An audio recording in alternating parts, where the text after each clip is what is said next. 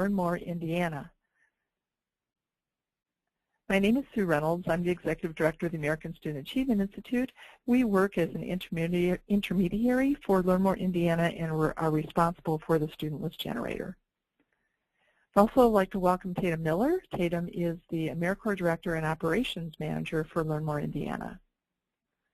Our agenda today includes three things. First, we'll do an overview of the Learn More Indiana survey. Specifically, we'll talk about the survey content and the reports that are available, and then we'll look in depth at the student list generator. So our first topic is to do an update and look at the student survey. The student survey in 2013 was given in the spring. The survey window was March 15th to June 15th. The survey was taken by students in grades 8, 9, 10, 11, and 12. And here are the numbers of students who took the survey at each grade level. The total number of students in the state that surveyed was 34,600. So the survey includes 4 different question sets. The first question set is a default that is on every survey for every student in the state. And that question set includes questions about the student's college and career interests, and it also asks the students if they've made specific choices in areas that impact college access and college success. Those questions, again, are the default questions and appear on every student survey. Then the other 3 question sets are optional question sets. Each school determines whether or not they want to include these questions on their students' surveys. The second question set asks students questions about their academic and career guidance needs. The third question set asks students about their student assistance needs, and the fourth question set asks students about their perceptions of their school counselors, specifically about their school counselors' knowledge, skills, and dispositions. In terms of the content and reports on the survey, there are 2 different types of reports that are available. One type of report are group results. Group results are available for all students and for subgroups of students. So free and reduced lunch students, reports for specific racial or ethnic groups, supports for students who have an IEP, in other words, they're special ed, or we can get group results for students whose parents have been to college or not been to college. We can get group results for 21st century scholars, and we can get group results disaggregated by male and female. In terms of the group results, the questions about the college and career interests on the group results are available to the public, to school counselors, to colleges, and to Learn More Indiana. The questions about student choices in areas that impact college access and college success are also available to the public, to school counselors, colleges, and Learn More. Mastery of the guidance standards, in other words, the guidance needs questions, are available to all 4 of those groups. However, the student assistance needs responses, the group responses, are not available to the public. They're not available to colleges, and they're not available to Learn More. The only group that can access the student assistance needs group responses are school counselors that have a password. Same thing with the perceptions of the school counselors. Those group results are only available to school counselors that have a password. Group results are available at www.learnmoreindiana.org/survey. That's learnmoreindiana.org/survey. And to access the group results, you would just click Public Reports in the left-hand navigation bar. Individual results are also available. Those are results for specific individual students. Individual results for the question sets about their students' college and career interests and student choices in areas that impact college access and success are not available to the public. And you'll see that none of the individual survey results are available to the public. The interest and student choice results for individual students are available to Indiana colleges, school counselors, and Learn More. And the guidance needs questions for individual students are available to school counselors and to Learn More. However, this is password protected. And the other, let me go back one sec, the other thing with the student results is that they are only available at all to any group if the student has specifically released their responses during the survey to those groups. So on the survey, there's a question that says, would you like to release your responses to your school counselor? And if they say yes, then the school counselor can get the individual student responses. There's another question that says, would you like to release your results to Indiana colleges? So they can provide you with information about their college and programs. If they say yes, then the information is available to colleges. And same thing with Learn More.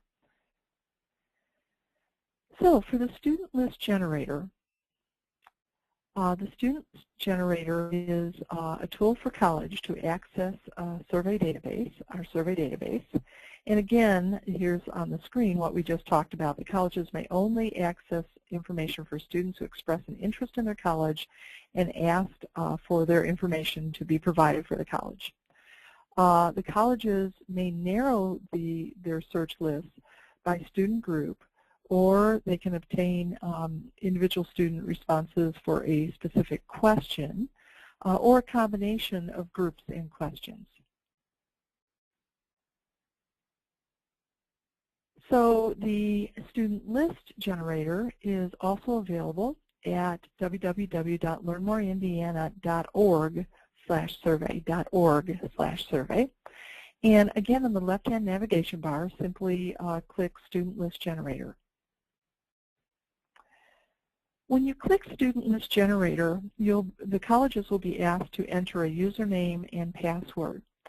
And you'll see where the red arrow is, that if you've lost or forgotten your login information, just click that link and you will go to, you'll be able to download this form where you can request a new password for your institution.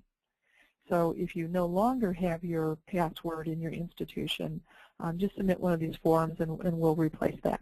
The passwords were originally mailed to the directors of admissions in 2011. So the first time that you log in, you'll get a screen that asks you for your contact person information. So you'll enter that. And then you'll be asked to agree with certain specific assurances.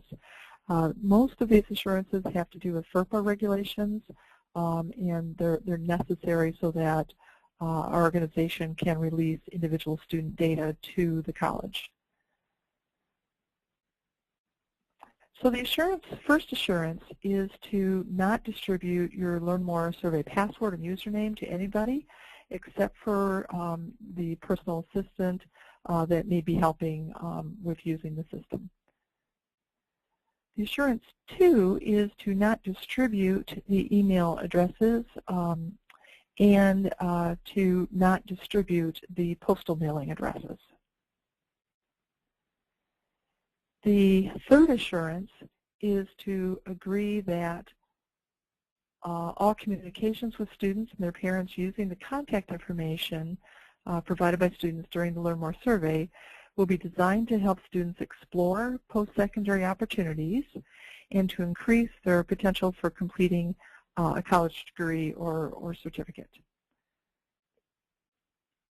The fourth assurance is to generate a new student list for each of our email distributions or mailings to ensure that students who unsubscribe from our database receive no further contact. And the fifth assurance is to agree that the institution, or I'm sorry, that the following unsubscribe statement will appear in any email that you send out using the student list that's generated from the survey. So the unsubscribe statement basically says you're receiving this email as a result of your responses on the Learn More Indiana Student Survey. To change your email preferences, click unsubscribe. When a student clicks unsubscribe, they see the following page, which allows them to say, we would like to receive information from this institution, but we no longer want to receive information from this other institution. Or they can unclick everything and then they will get no further, they'll not be included in our database anymore. Then, new this year, we have enabled institutions to download a total file that they can then add to their own database, the institution's database. If you're doing that, then the assurance is that you agree to include your institution's unsubscribe statement in any email or postal mailings that are sent to students. If your institution's contact database includes email or postal addresses that were generated by the Learn More survey. So new this year, you'll see this as we go through the how to use the student list generator. But new this year, you have the choice of either using our system to create a database, or you can just download the database and put it into your database. Okay, so after logging in, you'll go to the welcome page, and notice that on the welcome page it tells you that who you're logged in as and what your college's name is. And then it also talks about who agreed to the assurances statement from your institution and when that agreement was made. As we're going through the left navigation bar, if you click on Contact Person, that is a screen that allows you to change for your institution who the contact person is. And if you change the contact person, the new contact person will be asked to agree with the assurances statement before they can continue using the student list generator. On the assurances page, all the assurances appear there, and along with who you're logged in as and when that person agreed to the assurances. Then you can click I no longer agree to one or more of these assurances at any time if you're uncomfortable with one of the assurances. And if you do so, that would then make it impossible for you to use the student list generator, since the list generator is only available to people in institutions that have agreed with those assurances. If you click on the unsubscribe code in the left navigation bar, you get a page that gives you the language to put into your emails that enables them to unsubscribe from our database. And then we've also given you the same text in HTML so that you can use that in your emails. If you click on the password link in the left navigation bar, you go to a page that allows you to reset your password. And then finally, let's look at what happens as you click on the Create a List bar in the left navigation bar. Okay, the first thing that happens when you're creating a list is that you're asked to talk about the purpose of your query. This is a FERPA regulation. We're not allowed, educators are not allowed to release information to other educators without indicating the purpose. Then also for FERPA, we are asking you, will this query be used to send an email to students, or is it being used to send a postal mailing to students?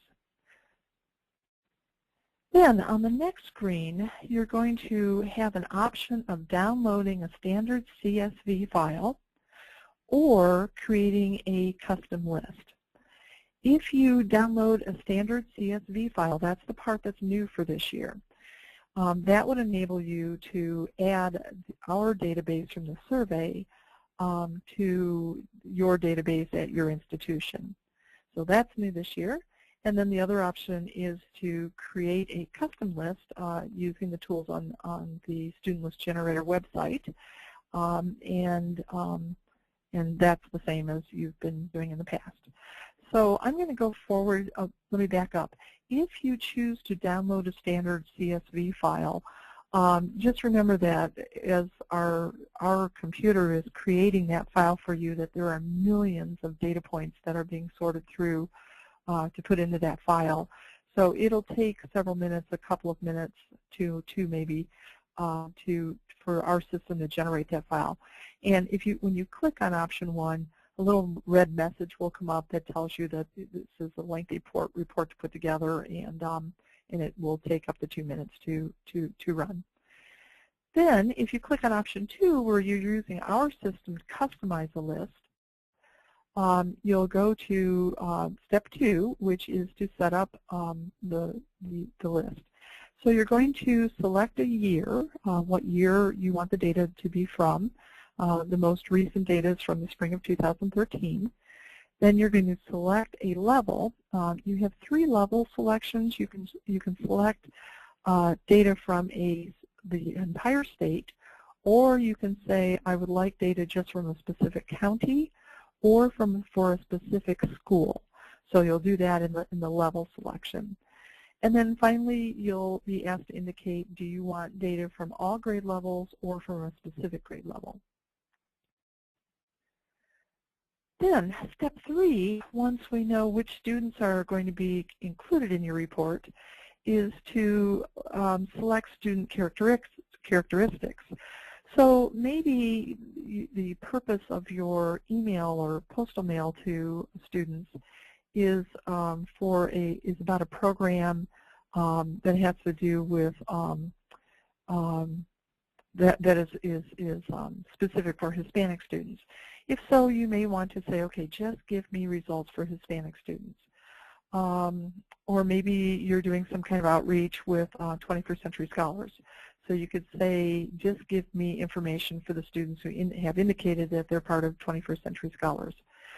So you can ask for reports that are specific to a gender, an ethnicity, a race, free and reduced lunch students, or paid lunch students, 21st Century Scholars or not, students who have an IEP, in other words, they're special ed students, or general ed students, typical grades of A's and B's, B's and C's, C's and D's.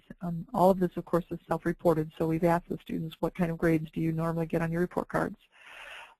You can target in your list first-generation students by indicating that you only want to include students whose parents have some college experience, post-secondary experience. Or you can say, I'd like to target just students whose parents have a degree, a college degree, or do not have a college degree. And then also, you may be interested in targeting students who have plans to play sports in college. So you're able to narrow down your list of students by college sports as well. Okay, so after we've indicated the student characteristics, then we can further narrow down your report by specific student responses on specific questions. So, for example, on question 3, it says, what type of high school diploma do you expect to receive? You may want to send out an email just to students who expect to receive the Core 40 with academic honors diploma. So if you clicked on that option for number 3, your email list would only include students that are expecting to get Core 40 with academic honors. So each of the questions that are on the survey you can narrow down this way. And I think it would be interesting to just go in and see all of the questions. I mean, you can narrow down your list by students who, for juniors who are not planning to submit a FAFSA. Or students who have never done a campus visit, or students who are planning to attend a 4-year college or specifically a 2-year college after graduation. So lots and lots of different ways to further narrow down your list. And then finally, we're asking you to tell us what type of report do you want. Do you want to see the report as just a print report? In other words, the report's going to come up and you're just going to print it as is. Or you want an email list or an Excel file. And then also, what do you want to be included in your report? Just the students' names, the parents' names, their address, home phone, mobile phone, email address, So you can talk about what the report format and what the report content should include.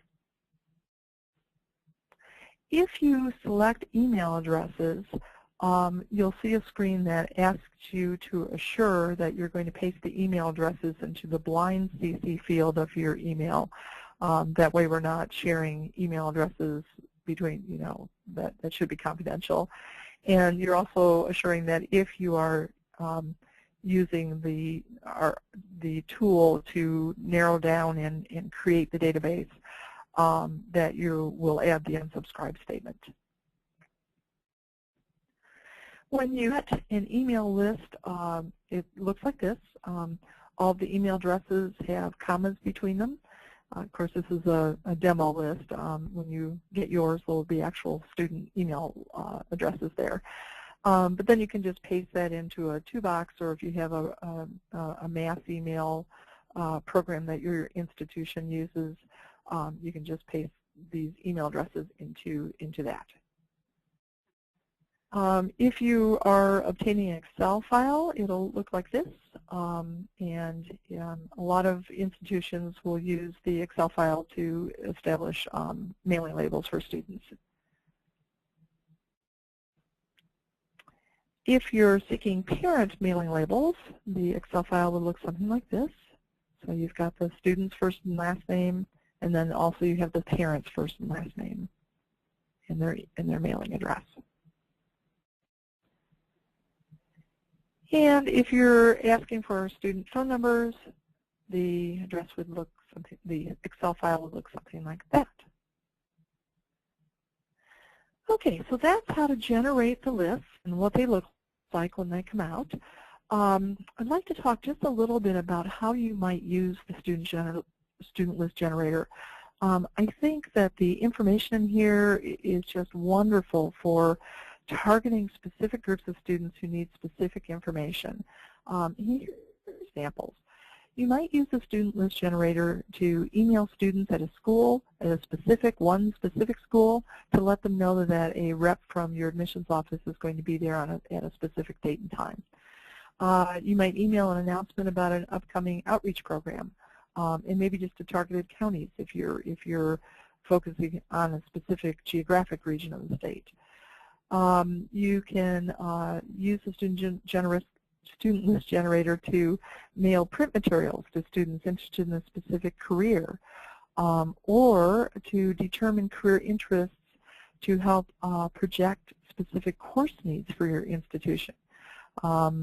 And finally, another way you could use it is to mail parents about financial aid opportunities. So here's a couple of samples. This might be an email that is sent to students. So maybe I know that I'm going to be at a specific high school, so I would limit my list to just students at that high school. And the email might say, thank you for sharing your responses to the Learn More Indiana Student Survey with our college. A representative from our college will be at your school on Tuesday, October 14th at 10:35. We hope to see you then. So just letting the student know that you're coming to their school. And again, you can set this up so that email is just going to students at that school.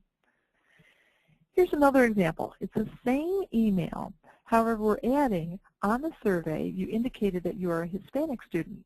We wanted to let you know that our college offers financial aid opportunities for Hispanic students. And then a representative from our college will be at your school. So again, this time we're sending the email to students at a specific school, but we're going to send a targeted email to Hispanic students from that school, letting them know that we have financial aid opportunities for that group. Here's another email. Thank you for sharing your responses. During the survey, you indicated that you're interested in information technology. We wanted to let you know that our college is sponsoring an information technology weekend on October 11th through 13th. Click here for more information. So again, this may be an email that goes out statewide, but we're inviting everybody to but it's limited to just students who are interested in information technology. And then we're letting them know about this specialized weekend that we're having. Here's another sample. might be sent only to students who indicate on the survey that they receive free or reduced lunch. So in this email, we're saying during the survey you indicated that you participate in the federal lunch program. We want to remind you to submit a FAFSA application, which is due on March 10th. Click here for more information. So those are lots of different ways to use the student list generator to come up with targeted groups of students to whom you can send targeted information. And again, remember, you can narrow down the students by county, by school, or for the whole state. You can further narrow down by the student demographics, their grade level, their ethnicity, their participation in free and reduced lunch programs, if they're first generation or not. And then you can further narrow down by how the students responded to specific questions. So that concludes our webcast. If you have questions about the student list generator, you can call Tatum Miller at Learn More Indiana, or you can call the American Student Achievement Institute at 812-349-4142. Thank you very much for your participation in this webinar.